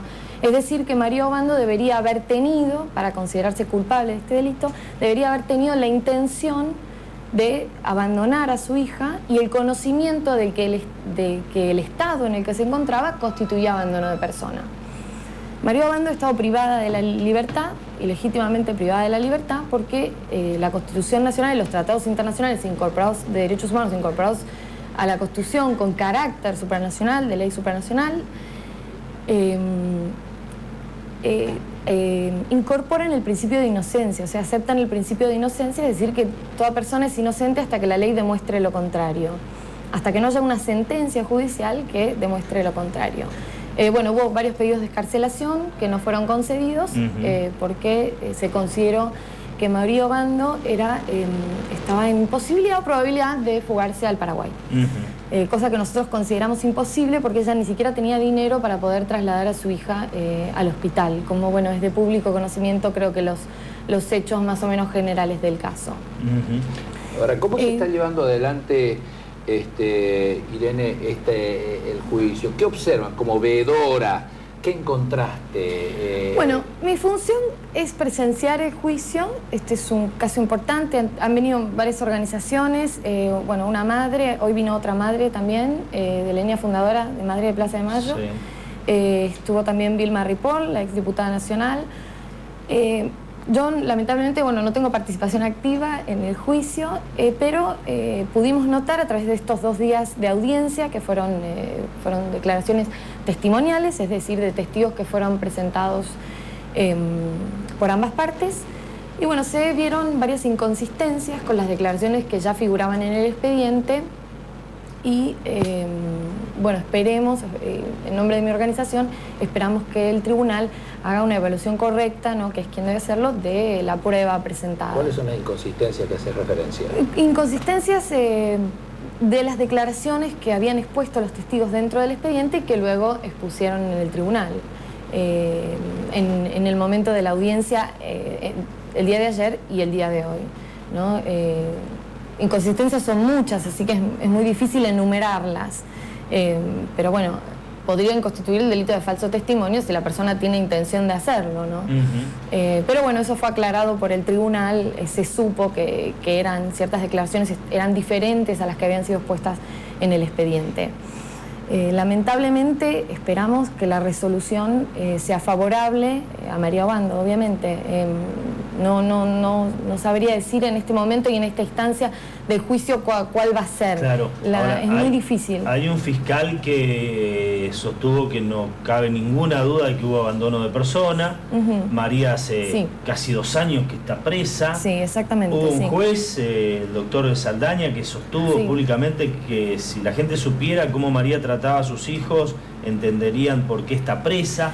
¿Qué puede pasar si la justicia en esa dirección de estos antecedentes sanciona, penaliza o la encuentra culpable a María? Bueno, puede pasar que María sea condenada y continúe privada de su libertad, ¿no? Obviamente hay instancias de apelación a las que se podrá recurrir en el caso de que esto ocurra. Yo calculo que espero, más que nada, y deseamos todos que se haga una evaluación correcta de la situación. Creo que hay un desfasaje muy grande entre la realidad y lo que la justicia quiere imputar a la persona. El sistema punitivo o el sistema penal argentino es altamente punitivo, es decir, tendiente al castigo. A la hora de encontrar culpables, el Estado mueve todo su aparato, ¿no? Pero a la hora de encontrar soluciones para prevenir estos casos, como el de María, es decir, otorgarle, ella tenía el derecho a la asignación universal, que no podía acceder porque algunos hijos estaban indocumentados, por desconocimiento a su vez, porque ella es analfabeta, lo que implica no poder comunicarse, de manera escrita obviamente, y también no tener el mismo tipo de memoria, el mismo tipo de razonamiento que una persona que ha tenido una educación universitaria. Esto no lo digo yo, particularmente no soy especialista en el tema, sino que es lo que han demostrado los médicos psiquiatras que han expuesto hoy durante el juicio. Esperemos, yo escuché, leí las declaraciones del fiscal, las del juez no las había leído. Esperemos que hagan una evaluación y que se den cuenta de que hay prueba contundente de la situación de María y de que en realidad no existe prueba suficiente para constatar el abandono y que ella tenía esa intención acerca de la que yo le hablaba anteriormente, la intención y el conocimiento de que estaba abandonando a su hija. Yo hoy, quería decir algo, yo le comentaba, María Obando tiene 12 hijos, ¿no? Desde los 14 años, ella tuvo su primer hijo a los 14 años y cuando fue privada de su libertad tenía 35 años. Es decir, que por el término de 21 años ella tuvo 12 hijos. Consecutivamente, todo el tiempo de esa vida, de esos años de su vida, estuvo en periodo de gravidez y de lactancia. Pidió un ligamiento de trompas, no se lo hicieron. Al momento de tener su 7º hijo, se lo hicieron luego de su 12º hijo, finalmente lo hizo. Vemos que todo este contexto tiene que ver, ¿no?, con socioeconómico, tiene que ver con la situación terrible, ¿no? Además, María tenía que trabajar, ella trabajaba en una pedrera, en una cantera, durante todo el embarazo de su último hijo. O sea, una situación muy difícil, ¿no? Y a veces también difícil de comprender para aquellas personas que tenemos la suerte de no sufrir esta situación. En fin, sus 12 hijos, excepto Carolina Llanes, es decir, los 11 restantes, sobrevivieron al mismo trato. ¿Por qué ella iba a considerar que ese trato igualitario iba a derivar en la muerte de una de sus hijas? Claro. Esto es uno de los planteos que nosotros hicimos en la presentación de la amicus. ¿Hay antecedentes de otros casos en los que se pudiera observar el comportamiento de la justicia? Sí. En relación a María Obando? Sí, hay un caso de acá de Misiones que también juzgó el Tribunal Penal 1 del Dorado, es el caso de Librada Figueredo. En ese caso la resolución fue favorable, se otorgó el sobreseimiento. Es este mismo tribunal, o sea que no, por eso es que... ¿En un caso muy parecido? Sí, era un caso muy parecido. Lo que pasa es que ella vivía en la ciudad, entonces había podido acceder al servicio de salud, no como María, que tuvo que cargar a su hija, porque ella vivía a 12 kilómetros de la sala y creo 25 kilómetros, si mal no lo digo, del hospital. O sea que tenía una distancia. En aquel caso María tiene... Exactamente. Mayor justificación. Exactamente. Ella obviamente intentó llevar a su hija, lo que pasa es que en esas circunstancias es muy difícil. Ella tenía un bebé de 2 meses que estaba en lactancia en el momento que ella traslada a su hija e intenta llegar hasta el hospital, ¿no? ¿Qué repercusiones han habido en estas últimas horas, muy brevemente, Irene, porque se nos termina el tiempo?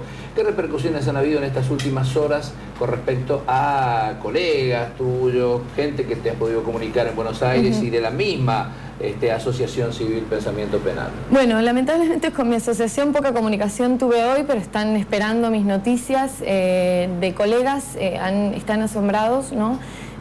Algunos me han dicho la palabra escándalo del caso.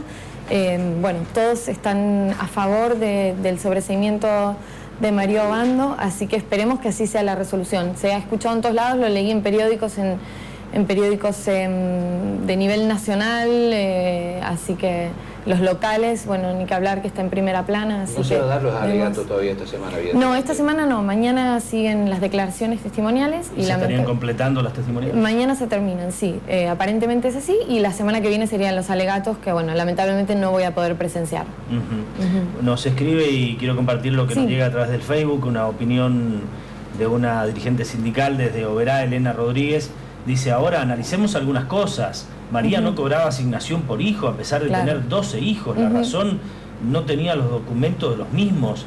Si es real que el intendente la ayudó, como dice, hizo una tarea a medias, la ayudó en la construcción de su vivienda, pero no la ayudó con la documentación que le permitiría cobrar la asignación y mejorar su calidad de vida. ¿Sabés si ella tenía DNI, votaba? Vamos por la tarea de salud pública. Pregunto, tanto ella como sus chicos tenían partida de nacimiento, si bien solo 3 habían nacido en el hospital, por lo menos esos chicos las tenían. Si fueron visitados por promotores de salud, ¿no se dieron cuenta que en el carnet de vacuna no figuraba DNI? Tenían, porque tenían las vacunas, no si al detectar que uno de los chicos estaba enfermo, ¿dónde está el informe escrito al médico encargado comentando la situación y pidiendo intervención urgente si la situación lo requería? Si el médico la visitó y recomendó su internación como médico rural, ¿no sabe que tiene que prever los medios para ayudar a que su indicación se cumpla, considerando que 11 tenían que quedar en la casa, que el hospital estaba lejos, que no sabemos qué patología tenía porque el médico todavía no dio el diagnóstico alguno, y el informe y el plan Nacer y la leche que se entrega con la libreta de vacunación? Pregunto, ¿iban a la escuela o tampoco tenían derecho a estudiar? En síntesis, todo esto no habla de un Estado ausente, o por lo menos ineficiente, con soluciones parciales, incapaz de ver al ser humano como un sujeto integral, con derechos y particularmente en este caso con muchas necesidades. El Estado falló, que sirva para que no vuelva a suceder, y hablemos en nuestras mesas con nuestros hijos, reconozcamos que hay pobreza, que hay muchas María, que no emitamos juicios apresurados, que es deber de los mayores exigir a los funcionarios que cumplan con su responsabilidad, que hay que reconocer cuando se falla, y que lo importante de la democracia es que la democracia se convierta en una forma de vida. Para ello es fundamental la libertad y la igualdad, principios que nos preguntamos si los tenía María, termina diciendo esta televidente. Sí, justamente las mismas preguntas nos hacemos nosotros también.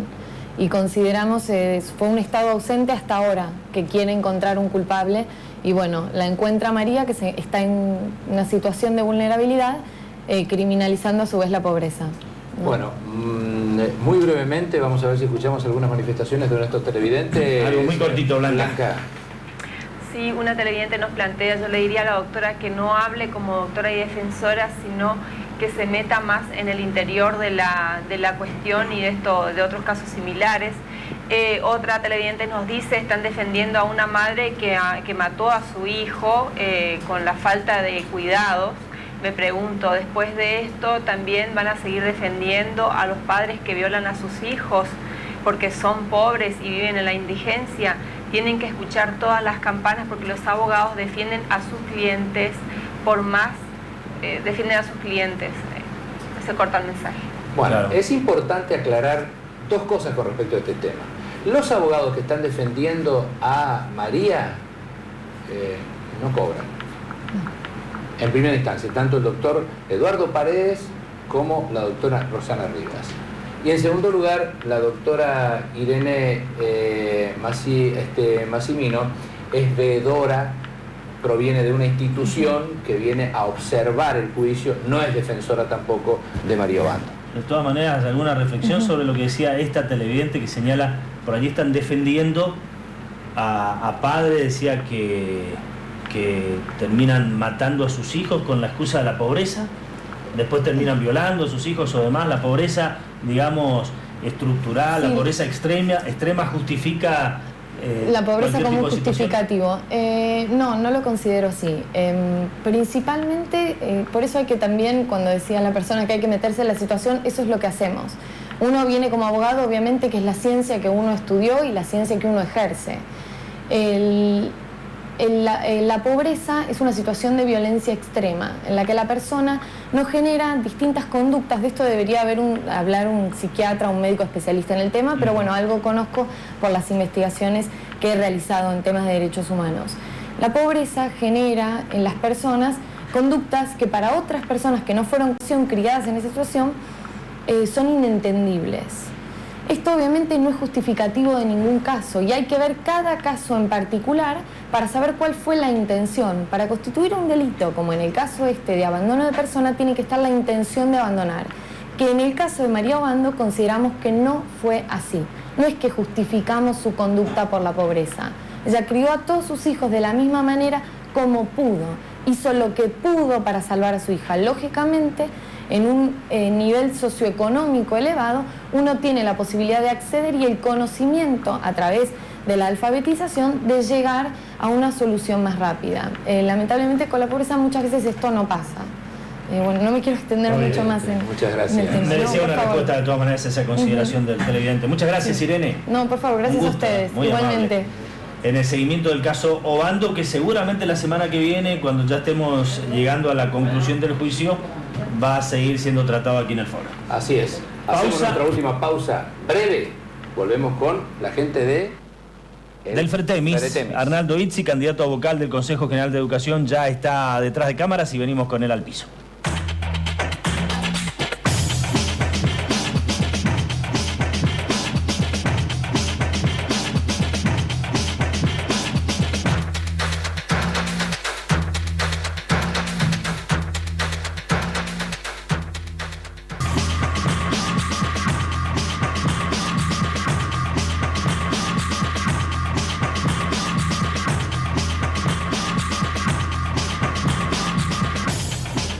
Final de año todavía con algunas elecciones. El viernes se eligieron nuevas autoridades del Colegio de Abogados de la provincia de Misiones. Ganó Martín Ayala, así es, la lista oficialista, que evidentemente se sostiene con mucho reconocimiento de los abogados, ¿no? La lista que tuvo a Lenguaza, a Basigalupi, y ahora eligió a Martín Ayala como nuevo presidente. Habla de una continuidad que tiene el reconocimiento de los abogados que bueno, acompañan este colegio que ha promovido permanentemente la independencia del Poder Judicial, pero que además de criticar, también ha mostrado participación, ¿no?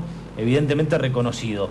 Quedan todavía elecciones en el Consejo General de Educación y después las del justicialismo, de lo que nos vamos a ocupar la próxima semana. Así seguramente es. Cuando ya se sepa cuántas listas habrá y quiénes competirán, porque hasta ahora se inscribieron 3 listas, pero hay numerosas impugnaciones que veremos cómo concluyen esta semana en la Junta Electoral del PJ. Veremos qué sucede al respecto. Aparentemente hay algunas impugnaciones, es cierto, pero todavía nada segura. Se habla de hasta 200 impugnaciones, sí, a candidatos en el PJ. Y también hay impugnaciones, dentro de lo que se supo también, algunas listas, algunos candidatos. Sí, está en riesgo, dicen, la lista de las 3 que se presentaron. Juan Chirrazábal encabeza una de ellas, como lo habíamos dicho. En otra está al frente el exdiputado Marcos Rodríguez y se separó de Juan Chirrazábal y presentó otra lista la diputada nacional Julia Perie, que algunos dicen que esa lista sería impugnada. Bueno, veremos la semana que viene y nos vamos a ocupar obviamente de ese tema. Pero ahora nos ocupamos de las elecciones en el Consejo General de Educación, que se van a realizar la próxima semana. La lista del Fretemis, se podría decir, en la lista oficialista, Arnaldo Izzi, de cara a estas elecciones. Buenas noches. Buenas noches. Gracias por el espacio. Oficialismo depende cómo se lo miren, ¿no? Cuando uno utiliza una metodología de trabajo que está basada por ahí en el diálogo, en el consenso, en la posibilidad de encontrar puertas abiertas para obtener respuestas a las demandas de un sector, y si esas demandas son atendidas, y bueno, el oficialismo será un mote que se nos ponga, ¿no? Nosotros sabemos cómo es esto. Hay 4 listas que se presentan. 4 listas en esta rama secundaria. En la rama secundaria, sí. Y bueno, y estamos trabajando bien, recorrimos toda la provincia, todas las rutas, todas las escuelas, y la verdad que la recepción de la gente es muy buena, el docente es muy respetuoso. Por supuesto que se instalaron debates muy profundos sobre todo el proceso educativo en la provincia de Misiones y particularmente en el nivel secundario, lo que por ahí nos enriqueció aún más algunas miradas que teníamos que obviamente merecieron una revisión, ¿no? ¿Qué es el Fretemis? ¿En principio es la UDPM, el gremio mayoritario? No. El Fretemis es un frente que se constituyó hace 5 años y está compuesto por más de 30 agrupaciones de educación y de no educación, y también hay algunos gremios. Por supuesto que la agrupación ADOMIS, que hoy gobierna la UDPM, está dentro de ese frente. Está ADOSEC en la rama secundaria, está Educare, está el MOTEM, es decir, un cúmulo de agrupaciones que históricamente se presentaron a las elecciones y que por ahí nos dimos cuenta que los objetivos que perseguíamos eran los mismos. Entonces dijimos, ¿por qué no unirnos y empezar a buscar puntos de unión, ¿no es cierto?, coincidencias que permitan armar una fuerza más sustentable, ¿no? Así que bueno, ese Frente de Trabajadores de la Educación de Misiones está trabajando muy bien y que no se juntó para estas elecciones. Venimos haciéndolo ya desde hace muchos años. Para que la gente común que también nos está mirando, más allá del sector docente que va a votar en esas elecciones, ¿qué se elige? ¿Qué representan esos lugares de Consejo General de Educación y Junta de Clasificación y Disciplina que se eligen en esta oportunidad? Bien, voy a contestar las dos preguntas en una. Son las mismas. Sí. El Consejo General de Educación es un órgano de la Constitución, ¿no? Es un órgano colegiado compuesto por 5 miembros, 3 de ellos los pone el Poder Ejecutivo, entre ellos su presidente, que tienen que tener acuerdo de Cámara, y los 2 restantes son elegidos por los docentes, ¿sí? Uno por la rama primaria y otro por la rama secundaria. Esto es lo que se elige el día 29. Se elige cada 4 años, y eso en cuanto al Consejo. Y hay 2 juntas de clasificación y disciplina, una por cada rama. En la rama primaria hay 7 miembros, 4 del Ejecutivo y 3 elegidos por los docentes. Y la rama secundaria, al igual que el Consejo, integrada por 5 miembros, 3 y 2 respectivamente, ¿no? Eso es lo que se elige. Y bueno, y como la palabra lo dice, quienes son electos son representantes docentes.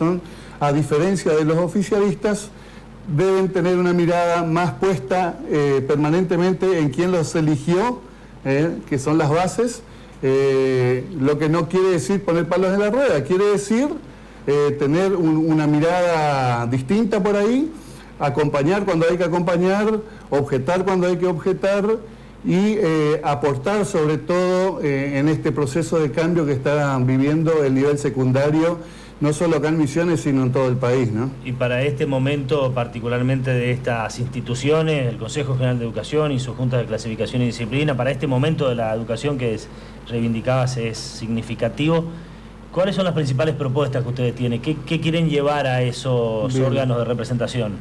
Mira, Tony, en primer lugar, la docencia misionera tiene un contrato laboral que es el Estatuto del Docente, que es la Ley 174, y que está en vigencia desde el año 1963, ¿sí? Es decir, es una ley que tiene 50 años, que sufrió varias modificaciones, muchos parches, pero que en su seno no contiene a todos los actores del actual sistema educativo, ¿sí?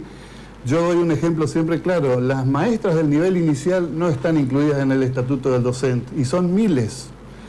La educación especial, la educación agropecuaria, la educación a distancia, estas nuevas aplicaciones de la jornada extendida, son sistemas educativos que están vigentes, que están creados por alguna normativa de carácter inferior a una ley, y que nosotros consideramos que deberían estar en la ley, por una cuestión de justicia, porque quien está en la ley tiene parámetros claros de cómo ser elegido, de cómo hacer carrera docente, cómo acceder a los cargos jerárquicos, a las supervisiones, cómo pedir un traslado, etc. Entonces, es indispensable que esto ocurra, ¿sí? merece el estatuto una revisión. Por ahí se nos critica que queremos tocar el Sagrado Estatuto. El Sagrado Estatuto se lo conoce así porque obviamente que contiene las leyes, los articulados que defienden la vida y la profesión docente y que son intocables. Claro. Nadie piensa en tocarlo. Pero hasta las constituciones de los países se van a hacer. Totalmente. Pero vos sabés que en estas campañas se dicen esas cosas, ¿no? Y bueno, el nivel secundario, si me permitís, en los últimos 4, podemos hablar de prácticamente una revolución. Acá en Misiones se crearon 100 escuelas secundarias en los últimos 4 años, 30.000 horas cátedra. El padrón para las elecciones de hace 4 años en el nivel secundario era de 6.000 docentes, hoy es de 10.200.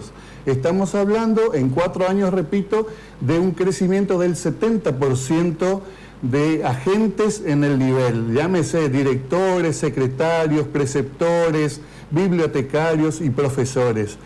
Y MEP y todas las figuras de la enseñanza técnica también, ¿no? Entonces, obviamente que se requiere una adecuación a los tiempos que estamos viviendo, ¿no? Nosotros queremos... Particularmente en la escuela secundaria, ¿no? Particularmente en la escuela secundaria, que está en la mirada de toda la sociedad, ¿no es cierto? Porque siempre es un tema, el producto final del nivel secundario, el egresado, donde nos echamos la culpa siempre de los del secundario de cómo llegaron de la primaria y los de la universidad de cómo salen de la secundaria. Y sin embargo creo que por ahí todos deberíamos hacer una mirada introspectiva, revisar nuestras prácticas, pedirles a los padres que también hagan una mirada de cuánto se acompaña a los chicos en el proceso de enseñanza, ¿no es cierto? Y bueno, y creo que es una responsabilidad no solo de los profesores, sino una responsabilidad de todos el reforzar este proceso de enseñanza y de educación de los chicos, ¿no? Bueno, se nos acaba el tiempo en esa cámara. Véndale a su lista y pídale a la gente que le vote el 29. Sí, nosotros estamos muy agradecidos con los docentes, estamos en un proceso profundo. Queremos reiterarle a nuestros colegas lo que venimos haciendo, sea a través de la UDPM, donde hemos convocado a congresos multitudinarios, ustedes sabrán, donde participaron 7.000 docentes, 4.500 en otro. Hicimos 2 congresos del nivel secundario y todas las conclusiones obtenidas en estos congresos no cayeron en saco roto. Esas conclusiones fueron elaboradas, trabajadas y presentadas a las autoridades respectivas, tanto para el anteproyecto de la Ley Provincial de Educación, como para la modificación del Estatuto del Docente, como para otras cuestiones particulares de cada disciplina, área o modalidad. Así que nosotros queremos seguir trabajando en esto. Y bueno, y estamos muy contentos de participar de este proceso. Número de lista y si tiene algún color. Color celeste, lista número 22. El día 29, el próximo jueves, votan todos los docentes titulares, interinos y suplentes. En el caso de interinos y suplentes deben tener una certificación de la dirección de la escuela.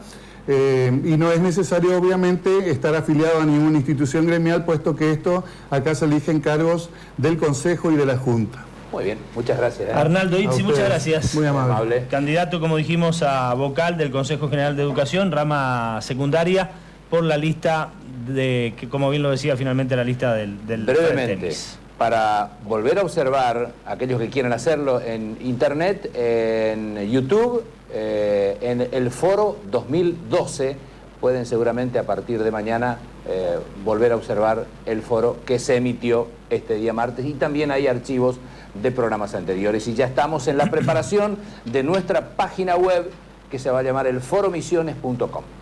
Algún televidente que nos preguntaba, ¿tienen alguna información sobre las internas peronistas? Entró Marco Rodríguez, lo dicho, el jueves recién se sabrán las resoluciones finales de la Junta Electoral Partidaria sobre qué listas quedan para los comicios del 16 de diciembre. Y bueno, allí por supuesto vamos a tener aquí a todos sus protagonistas. ¿Nos vamos? Como siempre. ¿Nos vamos? Sí, gracias por la participación. Nos reencontramos el próximo martes. Y buena Muchas semana. gracias.